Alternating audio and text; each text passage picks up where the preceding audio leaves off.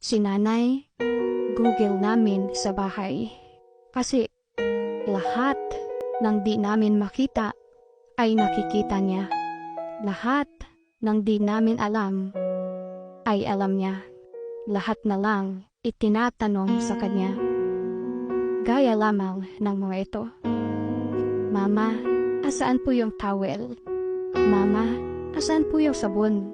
Mama, asaan po yung uniforme ko? Ilan lang yan sa mga hinahanap sa kanya na akala ng mga anak, mga bisita sila na hanggang ngayon ay baguhan sila sa bahay at hindi pa nila makabisa ang loob ng bahay nila. At kahit mga kalat, linisin at hugasin, si nanay pa rin ang nakapapansin. Kasi paano, halos nakatutok sa cellphone screen. Kaya mga anak, pasalamatan niyo lagi ang mga nanay niyo.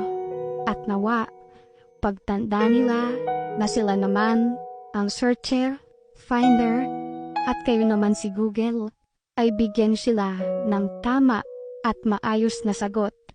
Huwag makakalimot na naging accurate sila noon sa pagbibigay sa inyo ng tugon.